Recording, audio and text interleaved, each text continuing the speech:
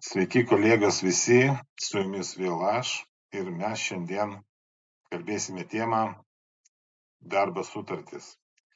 Tai buvo pageidavimas dėl psichologinio smurto padaryta apžvalga, bet kol kas to nedarysiu, galbūt čia bus viena iš sekančių temų, nes po 3 dienų bus atidėtas bylos nagrinėjimas darbo ginčų komisijoje, kur labai įdomi byla atleidimas iš darbo pagal 57 straipsnį.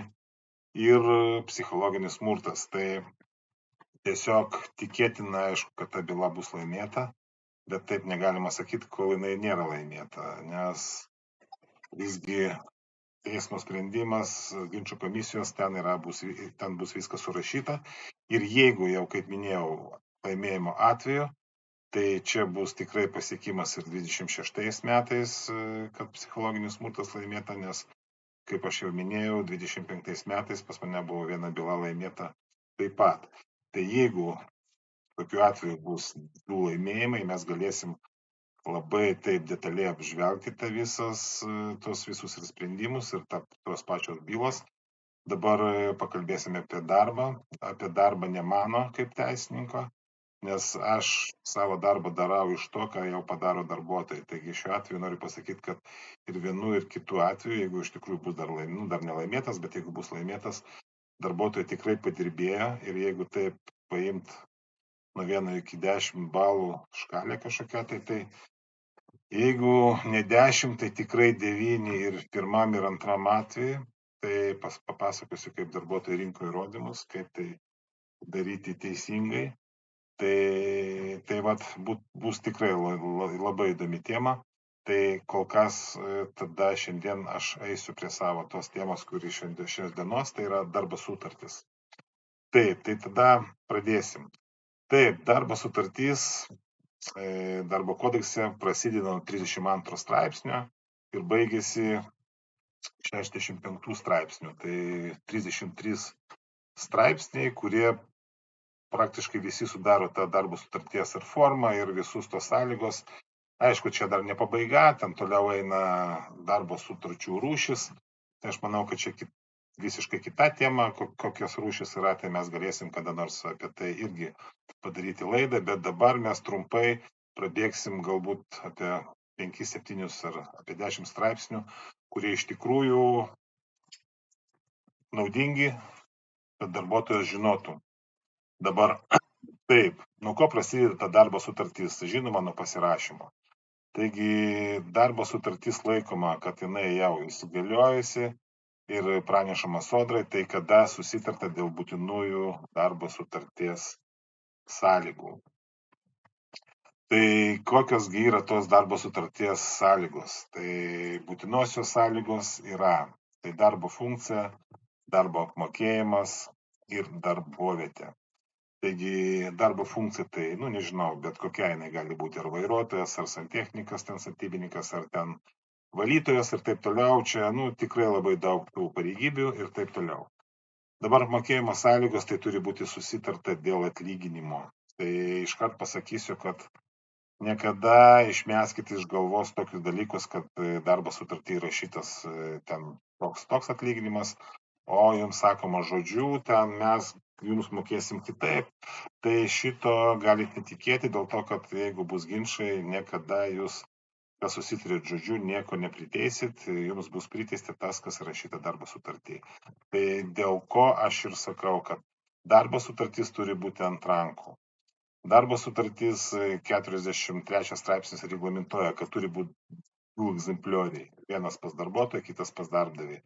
Labai daug atvejų, kad darbuotojas neturi sutarties, darbdavys nedavė ir reikia eiti ginčą, sutarties nėra, sąlygos nežinomos ir jau reikia reikalauti, kad darbo ginčo komisija išreikalautų iš atsakovo. Tai šitoj vietoj taip neturi būti. Tai dabar būtinosios sąlygos tai tokios, tai apmokėjimą dar pakalbėjom, darbovietė labai yra svarbus akcentas į darbovietę, dėl to, kad turi būti įrašytas konkretus adresas, dėl to, kad jeigu įrašyta, gali būti ir tokių variantų, mačiau ne vieną, kad, pavyzdžiui, daug parduotuvių ir jie visuose, ne tik kad Vilniuje, visam Vilnius regione kažkur tai. Ir jeigu bus rašyta, kad ten dirbsite ten pardavėja, ten visam regione, tai jūs galite ir metus, ir 2 metus laiko dirbti kokią nors Akropolį, o po to jums tiesiog kur nors pasakys į Trakus kur nors važiuot. Ir jūs privalėsit važiuoti dėl to, kad konkretaus adreso, jeigu nėra, yra įrašyta kažkoks tai regionas, tai jūs ir turėsit už savo, kaip sakyt, sąnaudas važinėti ir laiką gaišti ir taip toliau. Tačiau jeigu įrašytas konkretus, pavyzdžiui, tai jeigu kalbam dabar apie parduotuvę, tai adresas toks, tai darbuotojas ten dirba. Jeigu jam reikės važiuoti į kitą vietą, darbdavys siūs, tai jau darbdavys privalėtų vežti arba jeigu darbuotojas savo transportu važiuos, kompensuoti išlaidas ir tas laikas važiavimo įeis į darbo laiką. Tai šitoj vietoj labai svarbu, jūs turite žinoti. Dabar dėl tada būtinųjų sąlygų tiek. Dabar sąlygos gali būti ir papildomos. Papildomos sąlygos jų gali būti labai daug. Aš mačiau sutarčių ir 3 ir 4 lapelių, bet yra ir 20 ir daugiau. Įvairios gali būti darbo šitie papildomos sąlygos, tačiau jeigu jų nėra, reiškia vis tiek darbo sutartis galima laikyti, kad jinai sudaryta. Jeigu papildomos sąlygos vis tiek jau yra dėl jų sutarta ir jie įrašyti darbo sutartį, tai tada jau jie irgi galioja ir jeigu bus ginčai, viskas ginčų komisija spręs pagal ir būtinosios darbo sutarties sąlygas ir taip ir pagal papildomos darbo sutarties sąlygas. Tai va, tai kaip ir minėjau, kad jokių žodžių negali būti atlyginimų ir taip toliau. Taip, dabar gali būti dar ir susitarimas dėl papildomo darbo, tai yra darbo kodekso 35 straipsnis. Ką tai reiškia? Tai reiškia tą dalyką, kad jeigu darbdavys susitarė papildomo darbo, jisai tiesiog gali išvengti mokėti viršvalandžius, nes jeigu jūs tos viršvalandžius, kaip sakyt, galite uždirbti, jeigu viršijat tą normą, daleiskim pagal suminę apskaitą viršijat 40 valandų normą savaitinę, tai jūs jau gaunat viršvalandžius arba dienos laiką viršijat. Pavyzdžiui, pas jūs 8 valandas, darbdavys prašys jūs dirbti 10 valandų, ten daleiskim visą savaitę, tai jūs uždirbsit 10 valandų viršvalandžių. Tačiau jeigu bus susitarimas dėl papildomo darbo, jūs už jį gausit jau be viršvalandžių. Tiesiog už tą patį sutartą darbo užmokesčių, ten pavyzdžiui valanda, kiek ten gali kainuoti, 7, 8 ar 10 eurų, tai jūs tiek ir gausit. Tai va šitoje vietoje jūs turit žinoti, kad tai yra labai svarbu. Dabar papildoma sutarties sąlyga yra, daleiskim, 36 straipsnis, tai yra išbandymo laikotarpis. Tikrai visuose, aišku, mačiau keletą, kur nėra, būna, aišku, būna ten galbūt praktikoje 5 procentai tų sutarčių ir yra, kur darbdavys tiesiog netaiko, reikalingi darbuotojai, mato, kad darbuotojas jam tikrai tinka, tai jisai tiesiog tos sąlygos jam nereikalinga ir priima į darbą. Bet jeigu daugumo atveju, tai visada, kaip praktikoje, 3 mėnesiai yra tas išbandymo laikotarpis. Jisai, aišku, gali būti mažesnis, 2 mėnesių, 1 mėnesio, bet tradiciškai, kiek mačiau, labai retai, kad 2 mėnesių, bet visada yra 3 mėnesių. Dabar irgi trumpai pasakysiu, kad jau laukiami, jau yra pakeitimai, greitų metų jau jie atsiras. Ir jau mačiau, kad yra tas terminas išbandymo jau iki 6 mėnesių. Ten, aišku, bus kurie daugiau uždirba darbuotojai, ten ne visų palies, bet jau žingsnis padarytas ir man atrodo, kad jau po kažkiek tai laiko ir visiems bus tas 36 straipsnio nuostatai galios ne 3 mėnesiai, pusę metų. O čia yra labai svarbu ir mes apie tai pakalbėsim labai greitai.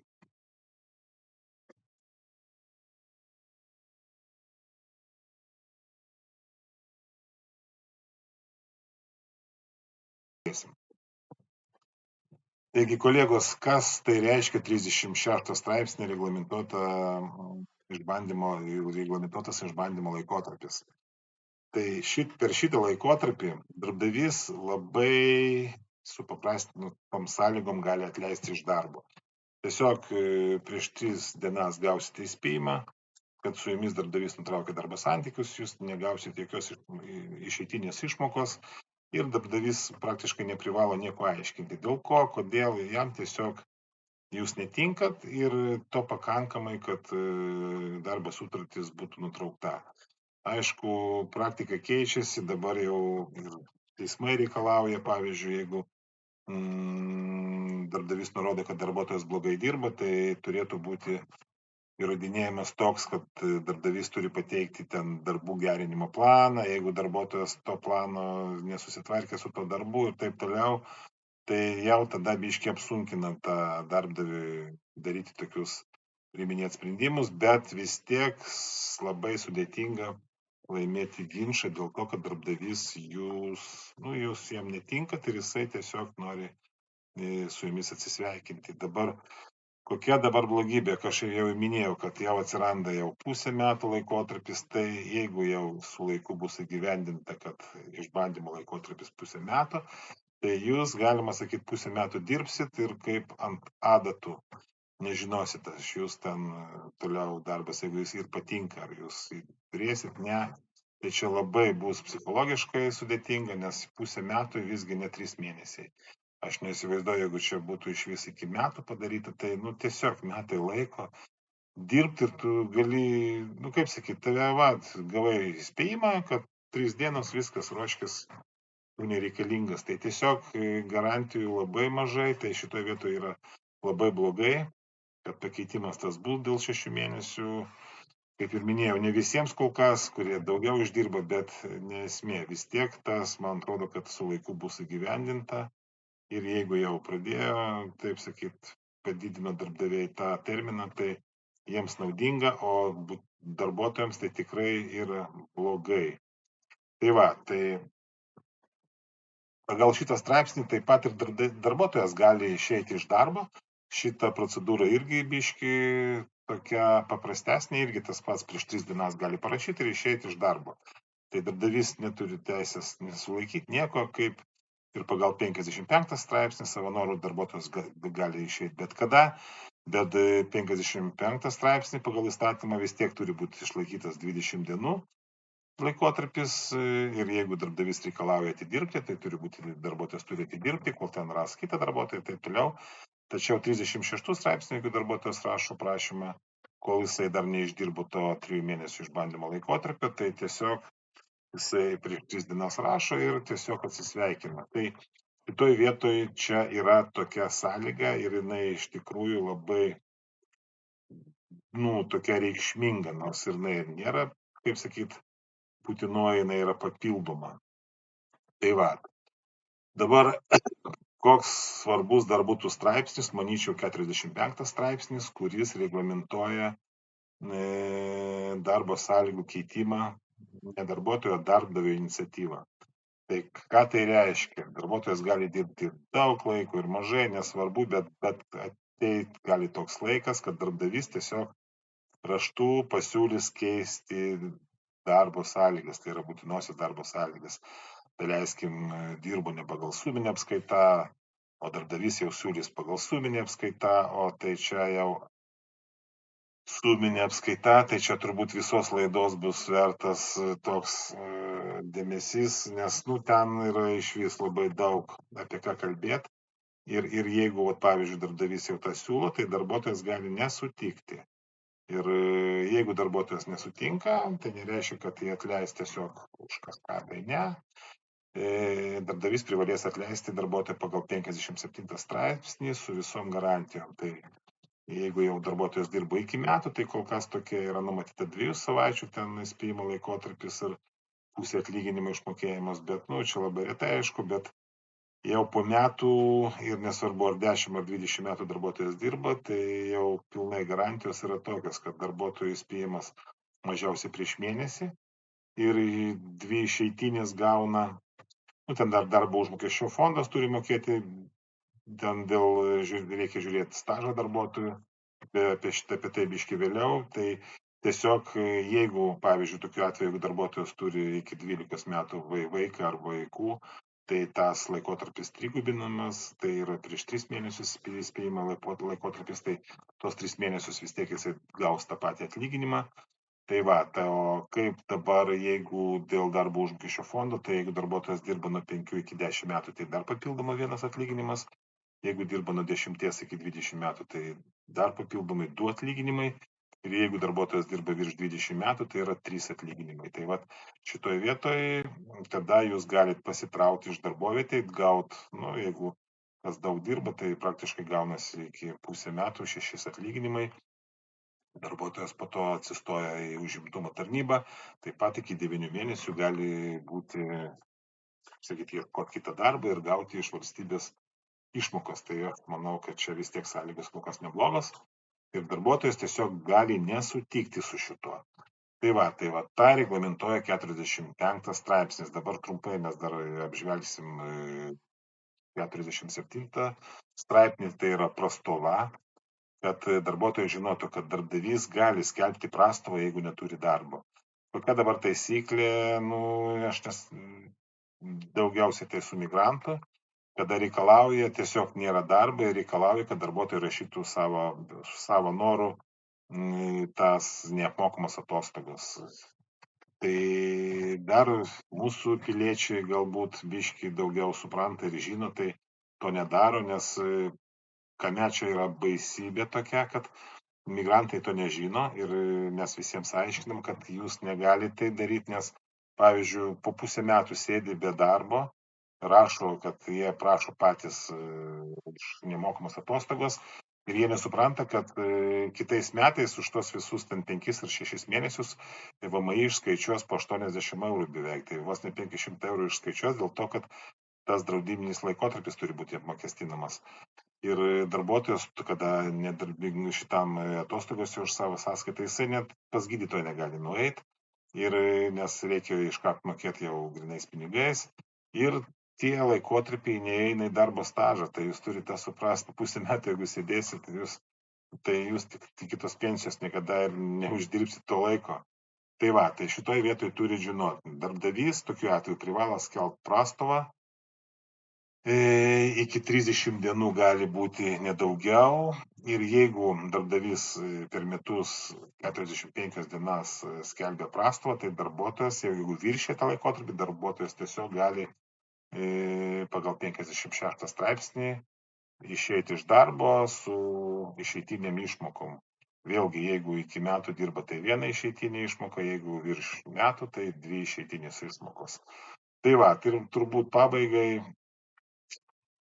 apie 50 straipsnį trumpai pakalbėsim, nes tas straipsnis reglamentuoja, kad darbo sutartis gali būti sustabdyta darbuotojo iniciatyva. Tai va šitas straipsnis tikrai yra labai svarbus, nes daugelį nežino, kad jeigu kažkas tai darbdavys nemoka pinigų, galima ne iš karto išeiti pagal 56 straipsnį su išeitinėm. Tiesiog galima, jeigu 2 mėnesiai nemokėjo atlyginimo, darbuotojas rašo prašymą, sustabdo darbo sutartį, kol darbdavys neatsiskaitys ir taip toliau.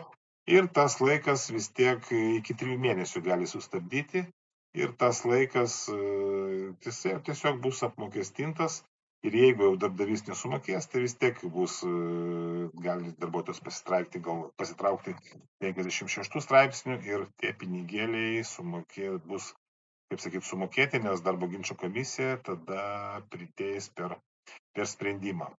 Tai va, tai kolegos, šiandien dėl darbo sutarties manau, kad užteks informacijos, tikrai jeigu visą jūs šitą žinosit, tai bus tikrai dirbti lengviau jums, o mes jūs ir toliau mokysim. Taigi visiems gražaus sekmadienio.